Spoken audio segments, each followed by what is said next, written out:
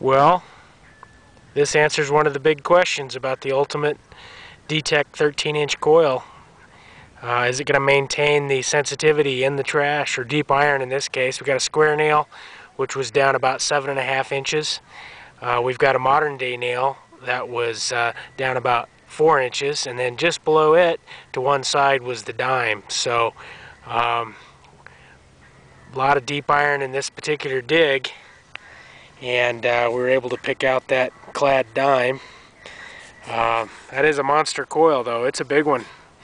Feels a little different. I was really wondering about the separation ability, because, you know, your common sense thinking tells you the bigger the coil, the less the separation. But I think on these DD coils, they've got that knife blade effect, and you're not really looking at the edge-to-edge recovery effect as you would be in a concentric coil. So this little Detech is, or big Detech, seems to hold on to this unique ability of the E-Track to pick out that good solid target. Now this target was a 1246, moderately mineralized ground, pretty solid. I think the depth elevated the ID a little bit. Two different directions had the hit, and I dug the square nail first, thought I had a deeper hit, and came back and found the modern day nail on the side of the wall across from the square, and then found the clad dime over in the pile here on the digging cloth. So it was right mixed in there. Pretty happy with that. Pretty happy with that. So far so good. Let's get back after it. I'm hunting this hillside here.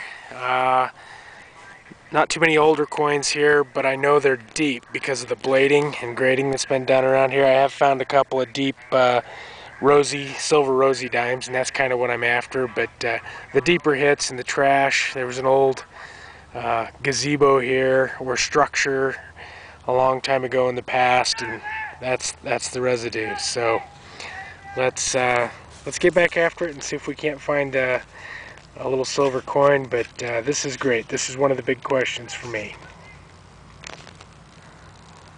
Well, I've been digging a few weeds. I moved down off the hill.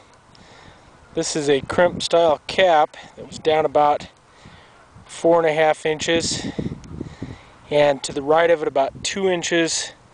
Good 1.5 inches deeper was the little wheat penny here. I don't know if you can see it on the film, but I really gashed this one. Pinpointed a little off center, probably due to the bottle cap, and my lash just hit the edge of this. So lesson there, be careful when you dig. If it would have been a silver, I would have cried. Kind of knew I was digging a wheat, but still, be careful digging. I don't think we've lost anything in the trash with going to a bigger coil here, from what I can see. You know, I've made a few adjustments up and down. I don't think I'm running any hotter than I normally would with the stock coil out here. It gets a little noisy when you run it too hot. Auto is a little quiet. You got a little room in between. Very much away from the EMI. It behaves just like the factory coil as far as sensitivity settings go. Haven't found anything real deep yet to see if there's that much more depth. I know there's more depth in the high EMI situation in the garden. This is just a little wheat penny with his crimp cap. Wheat penny was about 6 inches or so. Yeah, so no loss in the trash as far as I'm concerned. That's second good hit in the trash. We were up on the hill, moved down here to a spot where I've dug a lot of wheats in the past. Still think there's a little piece of silver sitting around here. Well, we'll see. Anyhow, looking good so far on the coil. I did adjust my threshold pitch down a little bit. The the dimes, the clad dimes were coming in just a little high. They were showing, you know, a real solid 1244, but the pitch was a little high in my ear, so I dropped my threshold pitch just a little bit, and that brought those clad dimes back to where they should be as far as my hearing goes. So you might have to adjust the threshold pitch in the audio section of the E-Track. All right, let's cover this one up, and still got time. Maybe I can dig a little silver.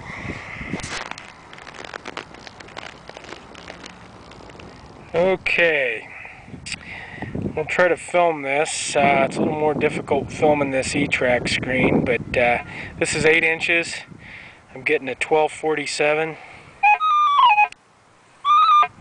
Nice clear hit, and it's solid. Coming in the other direction the same way.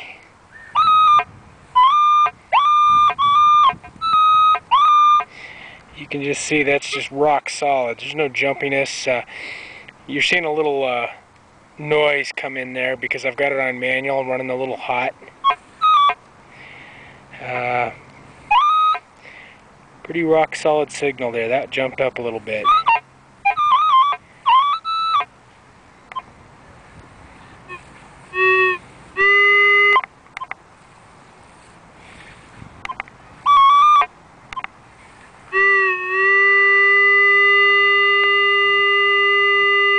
Alright, here's at a 90-degree angle. You can see it's a little lower. Still looking good though. Let's get her dug up. Well, it was a wheat penny. Got down about 6 inches and my pinpointer picked it up to the edge of the hole. And right out of the sidewall, right in here, I carefully dug it out. I didn't want to scratch it like I did that last weight. I thought I might have a silver here. Remember, we were having a good hit one direction and a lot lighter hit the other, and that was kind of a tip off when it pinpointed off center here. Kind of knew something was going on, either more in the trash or we pried it out and it was sitting just upright on the side of the hole, and that's about 6 inches down. Very cool. Dug 3 little wheat pennies in very short order here. This is an area I've pounded with every detector I've owned. This is right down at the park away from my house, 3 or 4 blocks, and I've had the MXT, DFX, and the V3 here and made good finds with all of them. Wheat pennies. I did find the nice Indian head with the MXT on the other side of the tree over there. But wow, I've really gritted this area, so it's nice to pull up these coins that I've missed in the past. I'm impressed. Good stuff, this E-Track. Well, let's cover it back up, and man, I was down here to test the coil, but now I'm getting hungry for silver. I want that last sound, that last beautiful sound was too much. Now I gotta find me a little silver coin. We'll get back after it.